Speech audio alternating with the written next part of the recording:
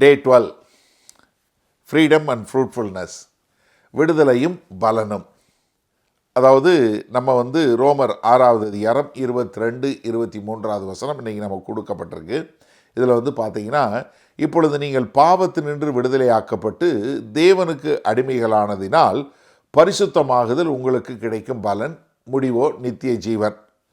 பாவத்தின் சம்பளம் மரணம், தேவனுடைய கிருபை வரமோ நம்முடைய கர்த்தராகிய இயேசு கிறிஸ்துவினால் உண்டாகும் நித்திய ஜீவன். நம்ம எல்லாருக்கும் தெரிஞ்ச பரிச்சயமான வசனங்கள். என்னென்னா, நம்முடைய ரட்சிப்பு என்பது இதில் ஒரு மிக முக்கியமான காரியத்தை புரிஞ்சு கொள்ளுங்க. நம்முடைய பாவங்களிலிருந்து நம்மை மன்னித்தது மாத்திரம் அல்ல. நல்லா தெரிஞ்சுக்கொள்ளுங்க, நமக்கு பாவத்திலிருந்து மன்னிப்பு வந்துருச்சு. ஆனால் நம்ம முழு சுதந்திரமும் பெற்று விட்டோம். இதை நம்ம புரிந்து கொண்டாதான். ஏன்னா நான் முன்னாடி என்ன பலன் கொடுக்க முடியாதவனாக பாவத்துக்கு கீழே இருந்தேன், மறிக்கக்கூடியவனாக இருந்தேன். இப்போ எனக்கு நித்திய ஜீவன் கிடைத்து விட்டது. அப்போ நான் ஜீவன் பெற்றவனாய் நான் பலன் கொடுக்கக்கூடியவனாய் இருக்க வேண்டும். ஏன்னா இங்கே ஆண்டவர் என்ன சொல்கிறாரு, இப்போ நீங்கள் என்ன, நீங்கள் முழுமையாக விடுதலைப்படப்பட்டு விட்டீர்கள். அப்போ நமக்கு என்னென்னா, ஒரு கர்த்தராகிய இயேசு கிறிஸ்து மூலமாய் நம்ம என்ன பண்ணிட்டோம், முழுமையாக விடுதலை பெற்று விட்டோம். இப்போ நம்ம பாவத்துக்கு அடிமை இல்லை. நம்ம என்ன பண்ணிட்டோம், கிறிஸ்துவுக்கு அடிமை ஆகிட்டோம். நம்ம கிறிஸ்துவுக்கு சொந்தமானவர்களாக மாறிவிட்டோம். அப்போ என்ன ஆகுது, நம்முடைய வாழ்க்கை என்னவா மாறுது, ஒரு பெரிய மாறுதலாக வரக்கூடிய ஒரு வாழ்க்கையாக மாறுது. இப்போ நீங்கள் யோசிச்சு பாருங்கள், பரிசுத்தம் அப்படின்னா என்ன? நம்ம தேவனுடைய குணாதிசயங்களை போல மாறி வருவது நம்முடைய வாழ்க்கையில் ஒரு பரிசுத்தத்தை காட்டக்கூடியதாக ஒரு டிரான்ஸ்ஃபர்மேஷன். எதனால் வருது? இப்போ நம்முடைய வாழ்க்கையை பார்க்கிறவர்கள் ஒரு விசிபிள் சேஞ்ச் சொல்லுவோம் இல்லையா, சே இவரா அப்படி இருந்தவர் இப்படி ஆயிட்டாருன்னு சொல்லக்கூடிய ஒரு பெரிய ஒரு மாறுதல் நமக்குள்ளே உண்டாகக்கூடிய ஒரு காரியத்தை பார்க்குறோம். அது மாத்திரமல்ல, நமக்குள்ள ஒரு growth, ஒரு மெச்சூரிட்டி. என்ன growthங்கிறது என்ன? ஒரு வளர்ச்சி. ஆவிக்குரிய முறையில் நமக்குள்ள வரக்கூடிய ஒரு பெரிய முதிர்ச்சி. அது மாத்திரமல்ல, நம்மகிட்ட என்னென்னா இப்போ ஒரு கீழ்ப்படிதல். எதற்கு? முன்னாடி பாவத்துக்கும் தீமைக்கும் சாத்தானுக்கும் கீழ்ப்படிந்து கொண்டிருந்தோம். ஆனால் இப்போ நம்ம கர்த்தருக்கும் அவருடைய வசனத்திற்கும் கீழ்ப்படியக்கூடியதா. அது எப்படி? ஒரு சந்தோஷமாக, ஒரு ஜாய்ஃபுல் சரண்டர் என்று சொல்லக்கூடியதா. அப்போ என்ன, கர்த்தர் நம்மளை விடுதலை பண்ணிட்டாரு, நான் விடுவிக்கப்பட்டு விட்டேன், எனக்கு நித்திய ஜீவன் கிடச்சிருச்சு. அப்போ எனக்கு புதிய வாழ்க்கை வந்துருச்சு. இப்போ I am having a life with God. நான் தேவனோடு வாழக்கூடிய ஒரு வாழ்க்கை வாழ்ந்து கொண்டு இருக்கிறேன். அதில் முக்கியமான இன்னொரு காரியம் என்னன்னா, ஐ லவ் லைக் காட்.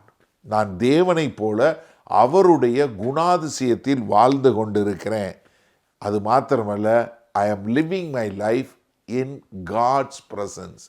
நான் தேவனுடைய பிரசன்னத்தில் வாழ்ந்து கொண்டிருக்கிறேன். அப்போ என்ன, I live like God, I live with God, I live in his presence. எவ்வளோ ஒரு ஆனந்தம் பாருங்கள்.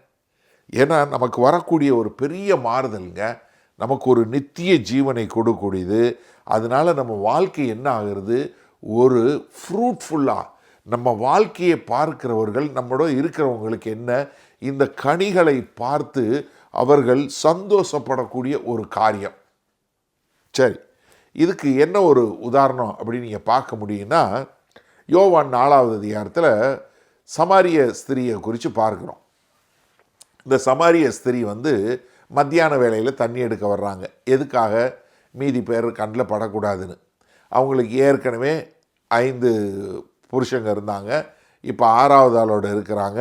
இப்போ 7வது ஆளாக கர்த்தராகிய இயேசு கிறிஸ்துவ சந்திக்கிறாங்க.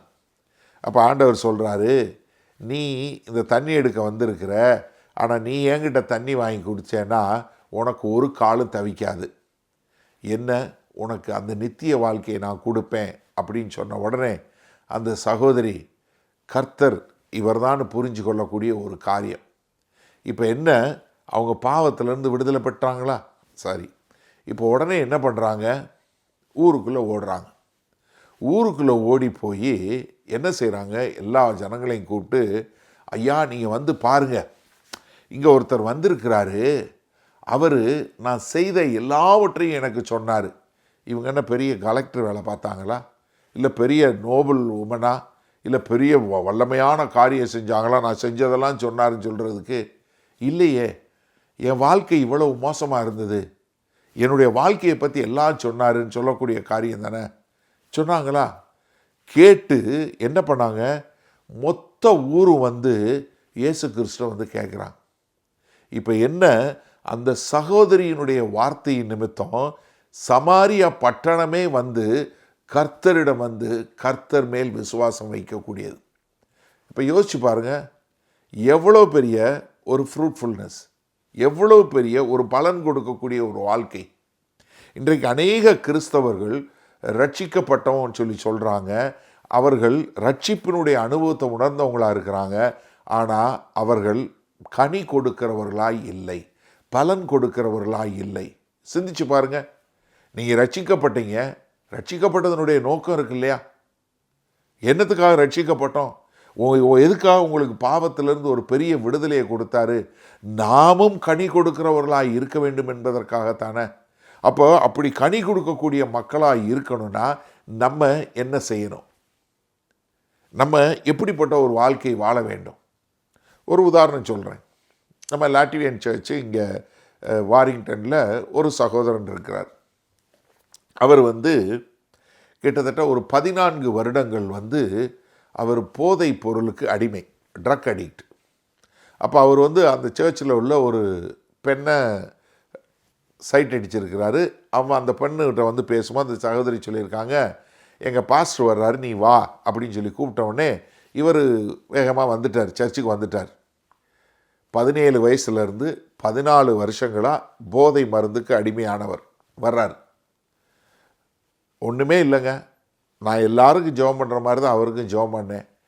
கர்த்தர் வல்லமையாக அந்த மனுஷனை தொட்டார். முழுமையாக அன்றையிலிருந்து அந்த மனுஷன் ட்ரக் எடுக்கிறத முழுமையாக விடுதலை பெற்றார். ஒரு வருஷம், அடுத்த வருஷம் நம்ம அங்கே போகிறோம். அங்கே போய் இந்த வருஷம் உங்கள் சர்ச்சிலேருந்து நீங்கள் வேறு ஏதாவது செய்யணும் அப்படின்னு சொல்லும்போது அங்கே அவங்க என்ன சொல்கிறாங்க, கவென்ட்ரிங்கிற ஒரு இடத்துல நம்ம வந்து ஒரு சர்ச் தொடங்கணும் அப்படின்னு சொல்கிறாங்க. சரி, கவென்ட்ரிக்கு யார் போவா அப்படின்னு சொன்னால் யார் கை தூக்குறான்னு நினைக்கிறீங்க? இந்த சகோதரன் கை தூக்குறார். நான் போகிறேன். சரி, இப்போ அங்கேருந்து வந்து கவென்ட்ரியில் ஒரு சர்ச் ஆரம்பித்து ஒரு 3 மாதம் தான் ஆச்சு. 3 மாதம் ஆன உடனே அவர் எனக்கு ஃபோன் பண்ணி, பாஸ்டர் நீங்கள் வரணும், ஞானஸ்தானம் கொடுக்கணும்னு கேட்டார். நான் சொன்னேன், யார் வேணாலும் ஞானஸ்தானம் கொடுக்கலாம், நீ கொடு அப்படின்னு. இல்லை நீங்கள் தான் வந்து கொடுக்கணுன்னார். சரின்னு போனீங்கன்னா அவங்க இருந்த அந்த பகுதியில் பார்த்தீங்கன்னா நிறையா இந்த போதைப் பொருளுக்கு அடிமையான மக்கள். அதில் 11 பேருங்க, 11 பேருக்கு இவர் போய் உட்காந்து சுவிசேஷம் சொல்லி இவருடைய சாட்சியை கேட்டு போதைப் பொருளை விட்டு இயேசு கிறிஸ்துவை ஏற்றுக்கொண்டு நான் கிறிஸ்துவுக்கென்று வாழ வேண்டும், நானும் ஞானஸ்தானம் பெற்று கிறிஸ்துவுக்கென்று வாழ வேண்டும் என்று சொல்லக்கூடியதான். அந்த 11 பேருக்கு ஞானஸ்தானம் நான் கொடுத்தேன். யோசிச்சு பாருங்கள், 1.5 வருஷத்துக்கு முன்னாடி அவனை வந்து யாரும் பார்க்க மாட்டாங்க, ஒரு போதைப் பொருள் அடிமை. ஆனால் இன்றைக்கு அவர் என்ன, அநேகரை தேவனுடைய ராஜ்யத்துக்குள்ளே கொண்டு வரக்கூடியவர். எவ்வளோ பெரிய விடுதலை, எவ்வளோ பெரிய பலன். இன்றைக்கி நீங்கள் நம்ம என்ன தெரியுமா, பாதி பேர் சர்ச்சில் இருக்கவங்க, அண்ணே நான்லாம் அப்படி கிடையாதுண்ணே, நான் நல்லவண்ணே. அதான் பிரச்சனைண்ணே. எப்படி நான் நல்லவன்? ஏங்க, உங்களை கர்த்தர் விடுதலை பண்ணார்ல, நம்ம இந்த 21 நாள் டைம் எடுத்து ஜெபம் பண்ணுறோம்ல, 12 நாள் வந்துட்டீங்கல்ல, யாருக்காவது கர்த்தரை பற்றி சொன்னீங்களா? நீங்கள் உங்களுடைய வாழ்க்கை யாருக்காவது பலன் கொடுக்கக்கூடியதாக இருந்துச்சா? கர்த்தருக்கு கனி கொடுக்கக்கூடியதாக இருந்துச்சா? அப்போ முதல்ல ஆண்டவரே எனக்குள்ள அப்படிப்பட்ட ஒரு கனிகள் உண்டாகட்டுன்னு சொல்லி ஜெபிக்கக்கூடிய மக்களாக நீங்கள் வருவீங்களா? ஏன்னா நீங்கள் பாருங்கள், நம்ம இங்கே கொடுத்துருக்கோம், மெக்பெத்தோட கோட் கொடுத்துருக்கோம். முதலும் முக்கியமானது தான், உங்கள் முழங்கால்களில் இருந்தபடியே உங்கள் வேலைக்கு செல்லுங்கள். என்ன? First and foremost go to your work directly from your knees. அப்படின்னா என்ன? முழங்காலில் ஜெபம் பண்ணி அதில் ஜெயித்து விட்டு வேலைக்கு செல்லுங்கள் என்று. முழங்காலில் நம்ம செய்யக்கூடிய வேலையாக இருக்க கர்த்தர் நம்ம கிருபை பாராட்டுவாரா? அப்போ நீங்கள் ஒவ்வொருத்தரும், நான் இந்த வருஷத்தில் ஆண்டவரே நான் ஒரு கனி கொடுக்கிறவனாய், ஒரு பலன் கொடுக்கிறவனாய் இருக்க வேண்டும் என்று ஜெபம் பண்ணுவோமா? வாங்க ஜெபம் பண்ணுவோம்.